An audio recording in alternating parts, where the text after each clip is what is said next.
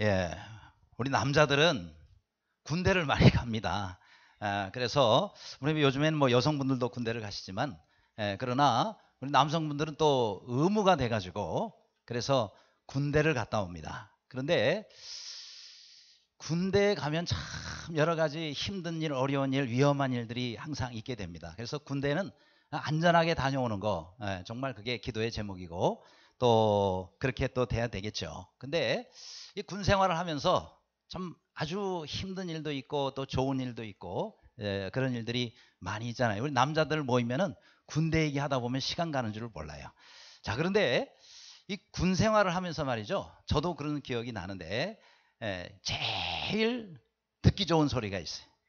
근데 군 생활하면서 그 매일 듣는 거거든요. 근데 제일 듣기 아주 좋은 소리가 있어요. 그게 무슨 소리인지 혹시 아시겠어요? 바로 취침 나팔 소리입니다. 빨리 자라 이거예요. 그래서 이제 점호, 밤에 점호 끝나고 난 다음에 쫙 누워 있으면은 이렇게 취침 나팔 소리가 쫙 이렇게 울립니다. 바바바바 바바바 바바바바 바바바 빨리 자라고 아주 길게 이렇게. 야, 저희 아무리 피곤하고 힘들어도요 그 소리 들으면은 그냥 모든 피곤이 싹 달아나면서 그러면서 이제 잠자리로 들어갑니다. 제일 듣기 좋은 소리예요. 그런데 상대적으로 제일 듣기 싫은 소리가 있죠. 그죠? 감 잡았죠. 그죠? 제일 듣기 싫은 소리 기상 나팔 소리. 야, 빠빠빠빠빠빠빠빠빠빠빠빠빠 또 안 일어나요. 빠빠빠 또 날립니다. 그 소리 듣고 안 깨기가 어려워요.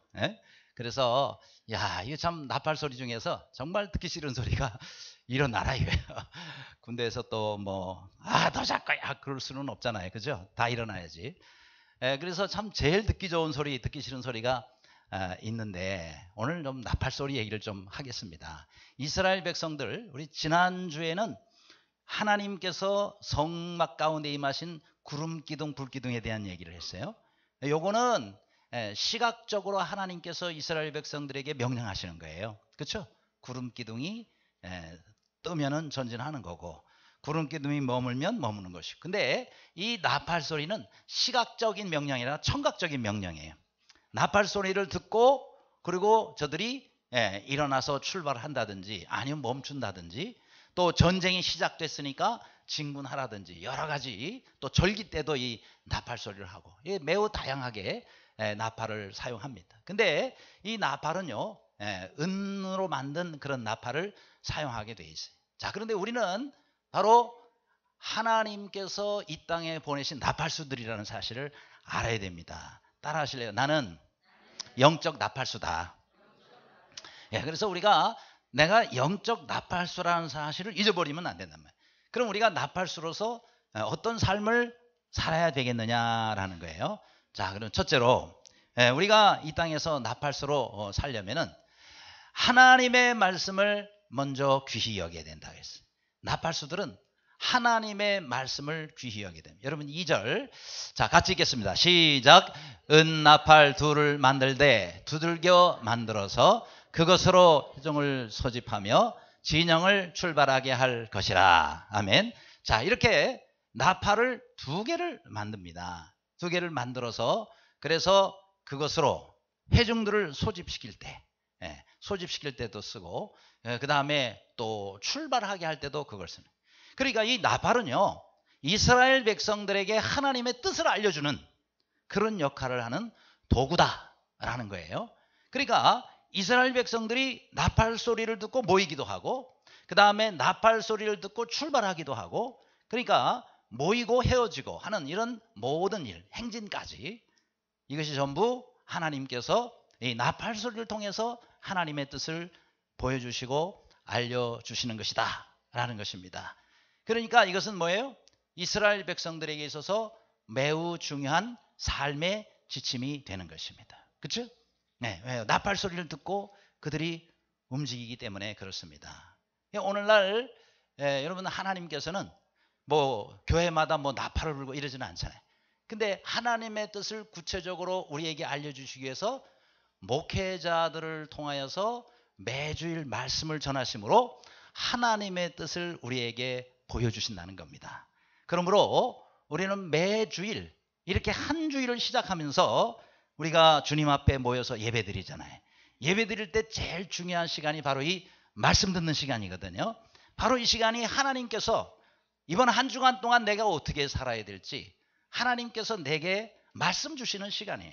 따라서 이 말씀을 여러분들이 잘 듣고 한 주간을 이 말씀대로 순종하며 살기를 바랍니다. 그게 하나님께서 오늘날 우리들에게 주시는 삶의 지침인 겁니다. 따라서 목회자들은 또 하나의 영적 나팔수예요. 그래서 여러분이 듣기 싫어도 어떤 경우에 제가 여러분에게 또 아주 강조하는 말씀도 있고, 여러분이 듣기 원하고 싶은 듣고 싶은 말을 제가 안 할 수도 있고, 그렇죠? 그러니까 하나님께서 이번 주간에 우리 성도들에게 꼭 필요한 말씀을 목회자를 통해서 전달하는 거예요. 그래서 오늘날 목회자들은 또 하나의 영적 나팔수입니다.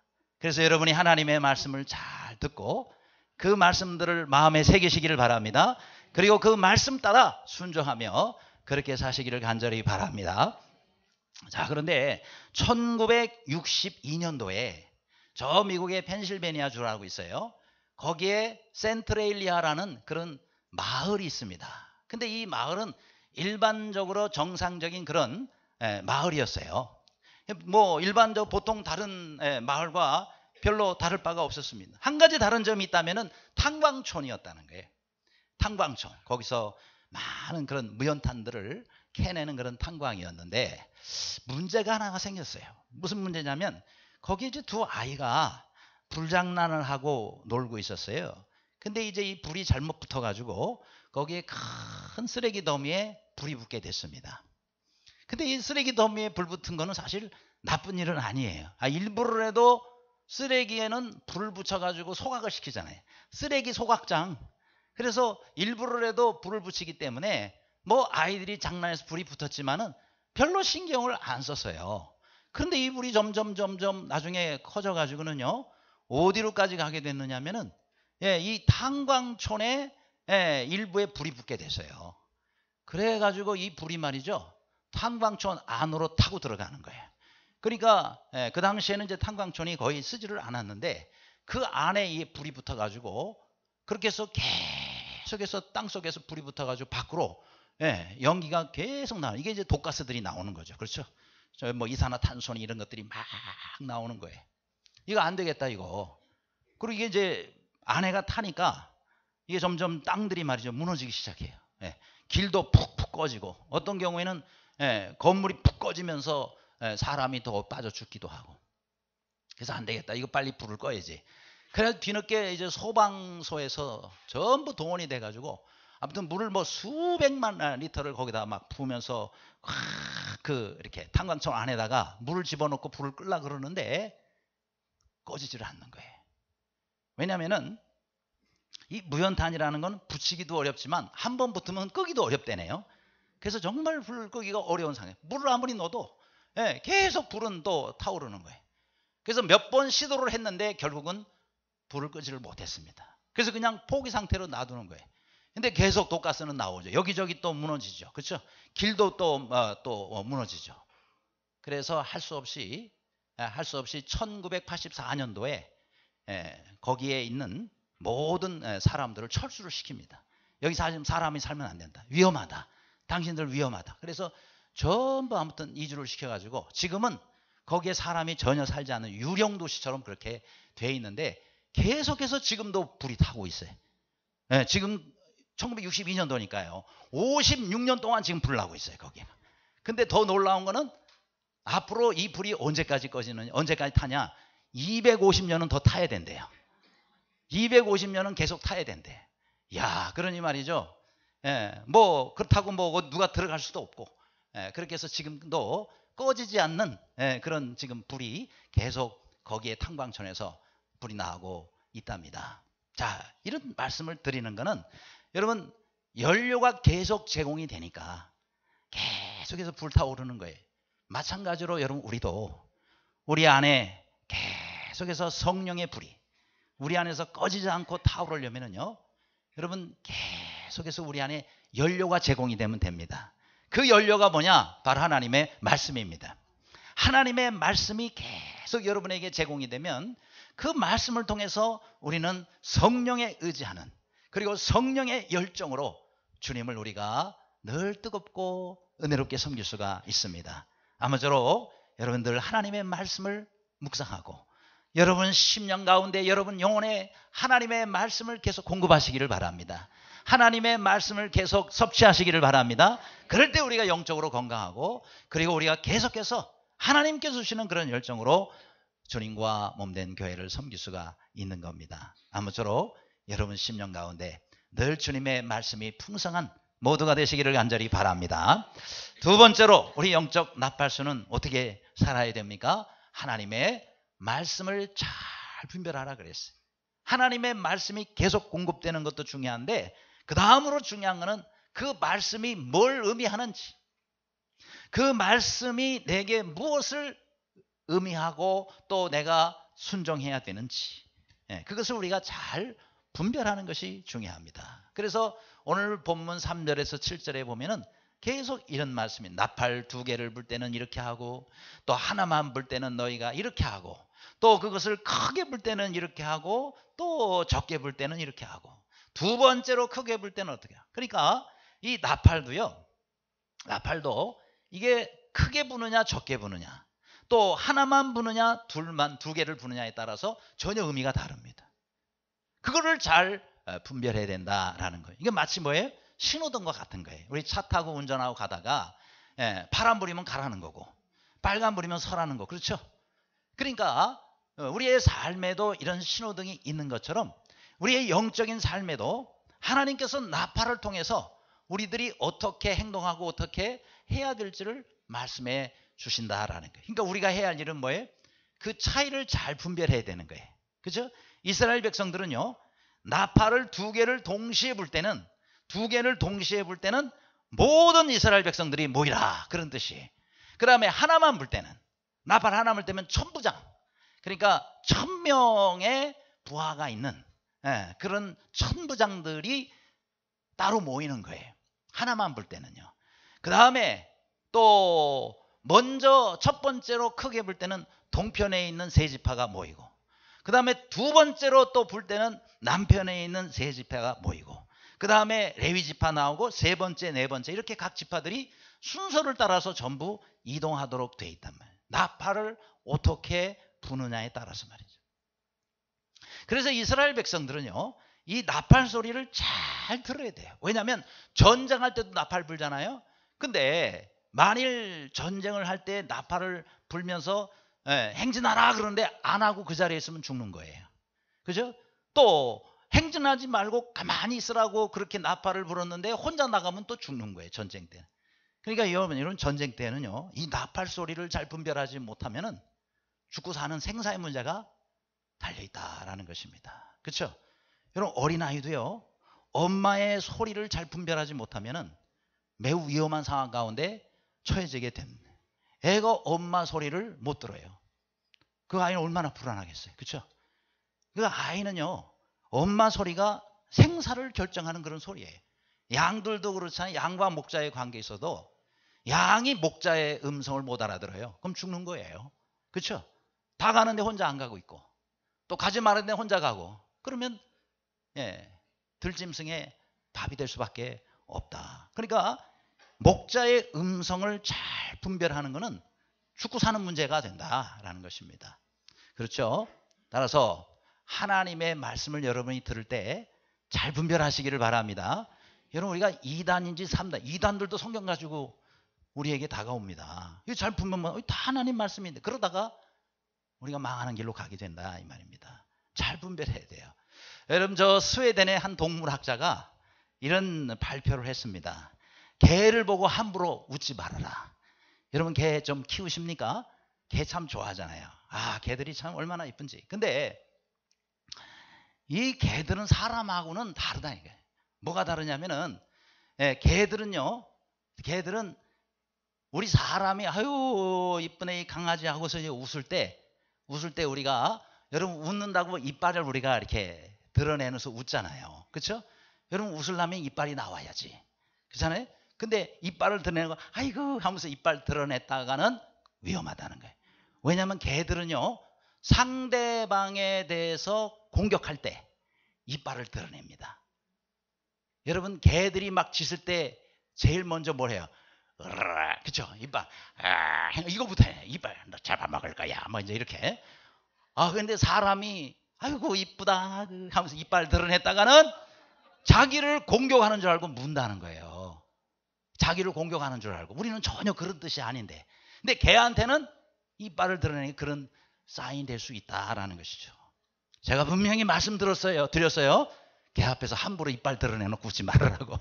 정 웃고 싶거들랑 입을 다물고 미소로 그렇게 이뻐하시면은 낫지 않겠나 하는 생각이 듭니다. 이게 무슨 뜻이냐면 우리도 마찬가지예요. 하나님의 뜻을 우리가 잘 분별해야지.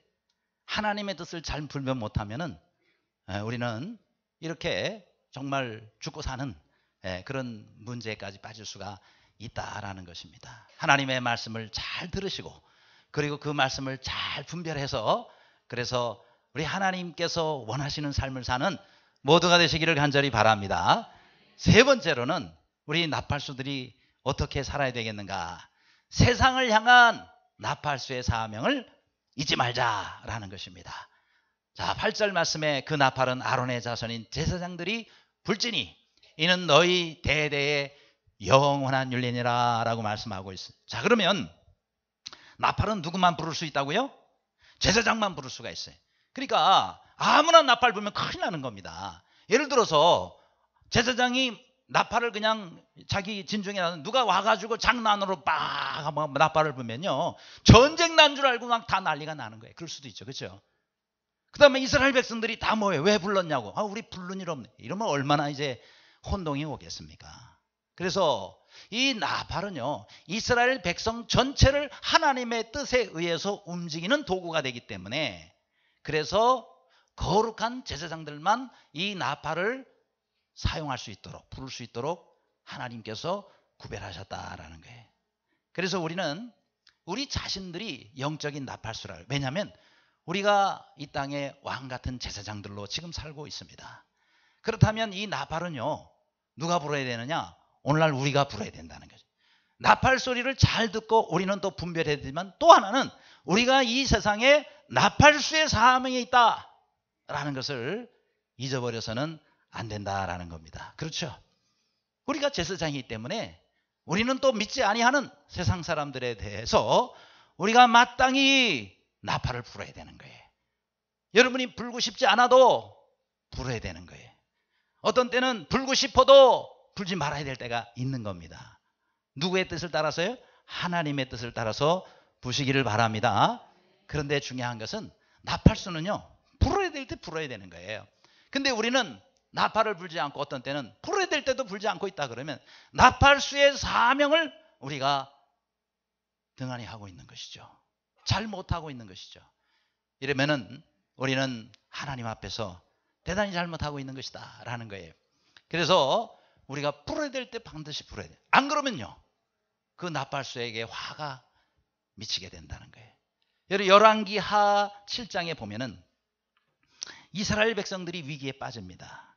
바로 아람 군대가 쳐들어왔어요. 그래가지고 북이스라엘이니까 북이스라엘의 수도는 사마리아입니다. 이 사마리아 성을 뺑뺑 둘러서 완전 포위를 했어요.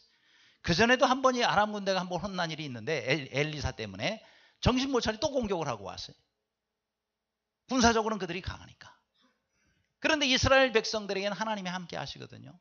근데 그들이 온전히 믿지 못하기 때문에 아람 군대가 공격해서 어려움에 빠진 것도 하나님의 진노 가운데 하나님의 또 심판 가운데 하나예요. 어쨌든 이스라엘 백성들은요 그 사마리아 성 안에 갇혀서 그야말로 도관에 든 쥐가 된 거예요. 더 이상 먹을 게 없습니다. 세월이 가면 갈수록 이제 굶어 죽는 사람들이 계속 나올 수밖에 없어요. 그야말로 아사 직전 전부 굶어 죽기 직전까지 이제 사마리아 성 안에는 더 이상 먹을 게 없어요. 다 굶고 있는데 자 어떤 상황까지 갔는지 성경에 나옵니다. 여러분 얼마나 오죽해서 배가 고팠으면요 거기 있는 여인들끼리 난 지 얼마 안 되는 애까지 삶아 먹더라고요. 세상에 아무리 배고파도 어떻게 자기가 낳은 애를 삶아 먹을 수가 있어요? 성경에 오늘은 내 애를 삶아 먹고 내일은 네 애를 삶아 먹자 그러고 있단 말이에요. 이야, 얼마나 정말 기가 막힌 상황인지 여러분은 아시겠죠? 그런데요, 그 사마리아 성 안에 4명의 나병 환자들이 있었어요. 이 나병 환자들이 이렇게 얘기를 합니다. 우리 어차피 여기서 굶어 죽는데 여기서서 굶어 죽으나 아람 군대 가서 항복하고 거기서 그들에게 주구나 마찬가지 아니냐. 그런데 혹시라도 그들이 우리가 나병 환자라고 불쌍히 여기면 우리는 살 수가 있으니 우리가 아람 군대에 가서 항복하자. 그러고는 이 4명의 나병 환자가요, 성 밖을 나가가지고 그리고 아람 군대 진영이 찾아간 거예요. 우리 항복합니다. 살려주세요. 근데 이 사람이 아무도 안 나오는 거예요. 보니까 전부 도망을 해버렸어요. 아람 군대 진영이 말이죠. 전부 아무튼 군인이 한 명도 없는 거예요. 왜 한 명도 없는가? 나중에 알고 보니까 하나님께서 하늘 군대의 소리를 빡 울리게 하시. 다가닥다가닥다가닥다가닥 말소리, 그 다음에 막 군인 소리, 창소리, 막 이런 소리가 나니까 이 아람 군대가 진치고 있다가 이 소리가 막 다 들리니까 군대가 온 줄 알고. 근데 이 군대가 자기들 말로는 성경에 나와 있습니다만은 애국 군대를 지원병을 요청하고 다른 나라 지원을 요청해요. 그들이 지금 막 달려오고 있으니 큰일 났다, 우리 빨리 도망가자 해가지고 심지어는요 말도 못하고 도망갔어요. 여러분 웬만하면 말 타고 도망갈 거 아니겠어요? 얼마나 다급했는지 말이며 노새며 전부 놓고 그냥 도망간 거예요. 진영에 있는 거 다 놔두고. 그런데 그걸 도망가자마자 이 나병 환자들이 도착해서 보니까 아무것도 없네. 야, 그런데 거기 가니까요 먹을 거 천지죠. 그죠? 그 다음에 또 옷도 있죠. 은금도 있죠. 별의별 게 다 있는 거예요. 다 놓고 갔으니까. 그러니까 배가 고프니까 일단 먹자 그러면서 막 배불리 먹으면서 또 막 금도 있지 은도 있지 주머니에 막 있는 대로 놓고 모자라니까 나중에는 또 어디다가 또 숨겨놓고 막 이러고 이제 하는 거예요. 근데 그 중에 한 나병 환자가 야야야 우리 좀 정신 좀 차리자. 이거 조금 있으면 우리 성 안에서 알게 될 텐데 그러면 우리 살아남지를 못한다. 그러면서 성경에 있는 말씀대로 보니까 오늘은 아름다운 소식이 있는 날이거늘 왕궁에 가서 빨리 구하자라고 나와요. 아름다운 소식이 있는, 얼마나 기쁜 소식이에요. 왜요? 우리는 이제 죽을 수밖에 없다라고 굶어 죽어가고 있는데 그들이 모든 걸 남겨두고 다 버리고 도망갔다. 싸우지도 않고 그들의 모든 전리품을 다 얻는 이런 기쁜 일인데, 자, 이런 일들을 우리만 알고 가만히 있다면은 우리에게 화가 미치리라. 그래서 어떻게 해요? 가서 왕궁에 가가지고 빨리 알리자라고 한 거예요. 뭐예요? 나팔수의 사명인 거예요. 오늘 우리도 마찬가지입니다. 여러분, 우리가 얼마나 이 아름다운 소식을, 얼마나 귀한 소식을 먼저 받았어요. 이 땅에 있는 사람들이 무슨 소망을 가지고 살고 있습니까? 그렇잖아요. 100년 후에 소망이 있나요? 1000년 후에 소망이 있나요? 영원한 미래에 대한 소망이 있나요? 천국에 대한 소망이 있나요? 영생에 대한 소망이 있나요? 없어요. 근데 우리는 가졌잖아요. 우리는 그 소식을 먼저 들었잖아요. 그래서 우리는 그 소식을 전해야 된다는 거예요. 나눠야 된다는 거예요. 저 멀리 캄보디아나 태국이나 어느 나라가 됐든지 간에 이 아름다운 소식을 전하러 가는 것이, 그것이 선교고 그것이 전도인 것입니다. 아무쪼록 아름다운 소식을 먼저 들었으니 여러분, 이것을 나만 알고 지금 나만 누리지 말고 이웃들에게 나누고 이웃들에게 전하는 모두가 되시기를 간절히 바랍니다. 우리가 전하지 않고 있다면 화가 내게 미칠 거라 그랬어요. 그 사람은 자기 죄 때문에 죽겠지만은 나는 그 사람의 핏값을 내 손에서 찾으리라 라고 에스겔서에 말씀하고 있지 않습니까? 그렇죠? 사도 바울도 내가 복음 전하는 일은 부득불할 일이지만은 내가 이것을 하지 아니하면은 내게 화가 있음이로다 라고 말씀하고 있어요. 여러분, 우리가 전해도 되고 안 전해도 되는 게 아니에요. 나팔수는요 반드시 불어야 될 때 불어야 되는 거예요. 그렇지 않으면 나팔수에게 화가 맺을 것이다 라고 말씀했어요. 여러분, 사도 바울도 정말 그 예수 믿는 사람 핍박하는데 앞장섰던 사람이잖아요. 그런데 예수님을 만나고 부활하신 예수님을 만나고는 그 뒤로는 그 예수님을 증거하기 위해서 어디를 가든지 담대하게 주님을 전했다. 생명을 걸고 목숨을 걸고 주님을 전했다는 거예요. 왜요? 나팔수의 사명을 감당하기 위해서. 그렇죠? 여러분, 주님께서 우리를 부르실 때 여러분, 우리는 주님께서 주신 이 영원한 생명과 그 영원한 소망에 대해서 감사할 뿐만 아니라 또한 우리에게 사명이 있음을 알아야 되는 거예요. 나팔수로서의 귀한 사명을 잘 감당하시기를 바랍니다. 여러분, 저 1892년도에 우리나라의 스왈른 선교사님 부부가 우리나라에 와서, 그래서 우리나라 그때 교회가 어디 있으면 누가 믿어요? 그래서 우리나라 사람들에게 복음을 전했던, 선교했던 아주 귀한 부부가 있습니다. 바로 저 사진에 나오는 스왈른 선교사 부부입니다. 오른쪽에 있는 분이 스왈른 남편이고 왼쪽에 계신 분이 또 스왈른 여사예요. 자, 이 스왈른 여사가 황해도 지역을 중심으로 해서 남편하고 이렇게 복음을 전하고 있었는데, 시장에 나가서 스왈른 여사가 이렇게 전도지를 나눠주고 있어요. 근데 이 황해도에 안악골이라는 곳이 있는데 유명한 깡패가 있어요. 거기에 바로 김익두라는 사람입니다. 김익두, 유명한 부흥 강사 아니십니까? 이분이 깡패 두목이었어요. 얼마나 아무튼 못됐고 또 사람들을 괴롭혔는지 이 황해도 그 근처에, 그러니까 황해도 전체에서도 유명하지만 이 안악골 지역에서 이렇게 시장에 나가서 물건 파는 그 안악내들이요, 아무튼 아침에 나가기 전에 꼭 성황당을 먼저 들러가지고 비나이다 비나이다 비나이다 그러면서 뭐라고 얘기하냐면, 오늘 제발 시장에서 김익두 안 만나게 해주옵소서. 김익두를 좀 안 만나게 해주옵소서. 그렇게 기도를 하고는 돌멩이를 하나 던지는 거예요. 뭐 왜 던지는지는 모르겠지만 제발 김익두를 오늘 안 만나게 해주소서. 그런데 스왈른 여사가 김익두가 누군지를 알겠어요? 그래가지고 전도지를 드는데 그 전도지를 김익두한테 준 거예요. 이 김익두가 그걸 받던 전도지를 예수님 믿으세요 받더니 말이에요. 이게 정말 가소로운 거죠, 자기 입장에서는. 그러니까 뭐 누구를 믿으라고? 예수를 믿어? 이란 하면서 전도지를 가지고 코를 불어가지고는 그냥 보는 앞에서 구겨가지고 탁, 내 주먹을 믿으라고. 그러니까 여러분, 스왈른 여사가 얼마나 화가 나겠어요. 하나님 말씀이 적혀있는 전도지를 코를 풀어. 그래가지고 얼마나 화가 나겠어요. 그래가지고 그 자리에서 코를 푸는 그 김익두를 향해서 오늘 밤에 당신 코 썩어야 그랬다는 거예요. 오늘 밤에 당신 그 코푼, 전도지를 코푼 그 코가 오늘 썩을 거라고. 웃기지 마. 그러고는 이제 갔는데 그날 밤에 자려고 누웠는데 잠이 안 오는 거예요. 오늘 밤에 당신 코가 썩어야. 이 소리가 계속.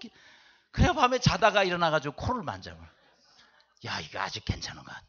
또 자다가는 계속 당신 코 썩어요 오늘 밤에. 그날 밤이 참 중요한 거예요. 그래가 또 일어나가지고 거울 보면서 아이고 아직 붙어있네 이거. 그러니 밤에 잠을 잘 수가 없는 거예요. 너무 아무튼 밤새 고민을 하다가 그 다음날 아침에 이 스왈른 여사를 만나려고 그러면 시장을 또 간 거예요.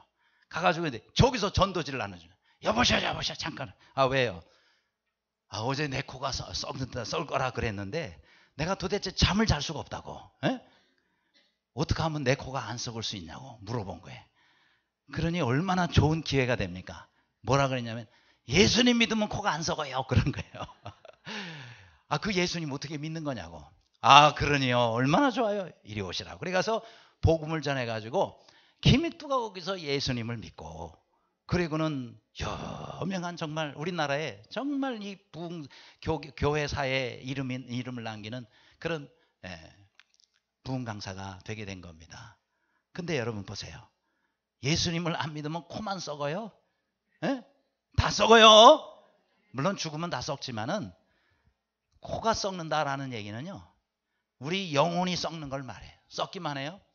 영원한 지옥불에 던져져서 그 영혼이 썩고 그 모든 것이 썩어 없어지는 거예요. 여러분, 우리는 이 땅에 우리가 얼마를 살든지 간에 썩을 것을 위해서 살면 안 되겠습니다. 썩을 것을 위해 살지 말고 영원히 썩지 않을 것을 위해서 사시기를 바랍니다. 눈에 보이는 거, 이 땅에 우리가 추구하고 얻기로 하는 다 썩어요. 그러나 여러분, 우리 하나님께서 우리에게 말씀하시는 것들은 썩지 않습니다. 우리는 단 1시간을 살더라도, 단 1년을 살더라도 영원히 썩지 아니할 것을 위해서 사시기를 바랍니다. 그것이 여러분 우리의 꿈이고 비전 아니겠어요? 썩지 아니할 것을 위해서 사는 인생. 그래요. 여러분, 썩어질 것 이 땅에 얼마나 많습니까? 그걸 위해서 우리가 살지 말고, 또 우리의 영혼이, 썩어질 영혼이 하나님 앞에 돌아오면 영원히 썩지 아니할 영혼이 되는 것이. 그래서 우리가 그 주님을 담대하게 전하고 나누는 모두가 되시기를 간절히 바랍니다. 끝으로 우리 나팔수들이 어떻게 살아야 되느냐? 오직 하나님만을 의지하며 살자라는 거예요. 9절에 자기를 압박하는 대적을 치러 나갈 때는 나팔을 어떻게 해요? 크게 불지니라고 말씀하고요. 대적을 치러 나갈 때는 크게 불라라고 했어요. 여러분, 근데 이것은요, 상식적으로 크게 불어야 되지만 사실은 매우 위험한 행동입니다. 왜냐하면 대적들은 공격을 하고 올 때 나팔 소리 때문에 이스라엘 백성들이 움직이잖아요. 그러니까 나팔수를 저격하는 거예요. 나팔수를 집중 공격하는 거예요. 그리고 나팔을 뺏어 버리거나 그 나팔을 다르게 불 때는요, 이스라엘 백성들이 대혼란이 일어나면서 문제가 생기게 돼요. 그렇죠? 그러니까 이 나팔수가요, 전쟁에서 나팔을 크게 부는 것은 매우 위험한 행동이다. 그런데 왜 하나님께서는 전쟁 때는 나팔을 더 크게 불라고 그랬어요? 그것은 바로 어려울수록, 더 위기와 또 이런 고난의 때일수록 더 하나님 앞에 부르짖으라는 거예요. 더 하나님께 간절히 의지하라는 겁니다. 나팔 부는 사람이 타겟이 되지만 더 그래도 크게 불라는 것은 더 하나님을 의지하고 살라라는 말씀입니다. 그렇습니다. 여러분, 우리 한 사람 한 사람은요, 여러 가지 다양한 종류의 어려움이 있어요. 우리 인생의 수십 가지, 많게는 수백 가지의 어려움을 당할 수 있습니다. 그럴 때 우리가 어떻게 해야 돼요? 하나님을 의지해야 되는 겁니다. 하나님을 의지해야 되는 거예요. 더 가까이 의지해요. 여러분, 어려움이 크면 클수록 더 주님 앞에 부르짖고, 그렇죠? 더 간절하게 주님을 의지하고 더 주님께 가까이 나아가시기를 간절히 바랍니다. 어렵다고 자꾸 멀어지고, 어렵다고 자꾸 기도 자리에서 여러분이 멀어지면 그건 더 악화시키는 거예요. 그래서 어려울수록, 전쟁 때일수록 나팔소리를 더 크게 부는 것처럼 더 하나님께 우리는 부르짖어 나가자 하는 거예요. 여러분, 다니엘이 그랬잖아요. 이 다니엘은 사자굴에 들어가 거기서 죽을 수밖에 없는 그런 상황까지 처해지게 됐어요. 정말 다리오 왕이 이 다니엘을 아끼고 아꼈지만은 그 대적들의 모함을 모르고 왕이 도장을 찍어버렸어요. 왕의 어인이 찍히면 왕도 나중에 바꿀 수가 없는 거예요. 그런 상황 가운데 이 다니엘이 사자굴에 들어가게 됩니다. 그런 가운데서 다니엘은 어떻게 했습니까? 오직 하나님만 의지할 수밖에 없었어요. 그죠? 이 다리오 왕이요, 너무 아까운 인재가 죽게 됐으니 안타까워서 밤새 잠을 못 자요. 그러면서 새벽녘이 돼가지고 뛰어갑니다. 사자굴로. 그러면서 사자굴에 다니엘아, 다니엘아, 네가 괜찮냐? 다니엘이 대답합니다. 왕이시여, 염려하지 마소서. 하나님께서 저 사자들의 입을 봉하사 나를 살리셨나이다. 이거 왜게요? 얼마나 참 할렐루야입니까? 그렇죠? 그때의 성경에 나온 말씀에 보니까 이는 그가, 다니엘이 하나님을 믿음이었더라. 그렇죠? 하나님을 믿으며, 이거 뭐예요? 하나님을 의지하였더라. 다니엘은 그때 자기의 지식, 지혜, 경험, 능력 의지할 수 없었어요. 왕조차도 다니엘이 의지할 수가 없었어요. 다니엘이 오직 의지할 수 있는 것은 하나님 한 분뿐이었단 말이죠. 그렇죠? 여러분, 우리의 삶 가운데 많은 그런 어려움들이 있지만 상황은 다 달라요. 그걸 저는 이렇게 부릅니다. 부채꼴 신앙이라고 그렇게 불러요. 부채꼴 신앙. 부채꼴 아시죠? 예, 제가 제 방에 있는 부채를 가져왔습니다. 이렇게 펼치면은, 예, 이 더운 여름에는 부채만한 게 또 없잖아요. 근데 이 부채를 한번 보세요. 특징이 뭐냐면 전부 살이, 부채살이 전부 이렇게 붙어 있습니다. 근데 이 위를 보면요, 전부 다 달라요. 있는 위치가 다르고, 그렇죠? 모든 게 달라요. 우리의 삶도 마찬가지. 이 땅에 수많은 사람들이 있고 과거에도 수많은 사람들이 있었고 성경에도 수많은 사람들이 나오지만 다 다릅니다. 뭐가 달라요?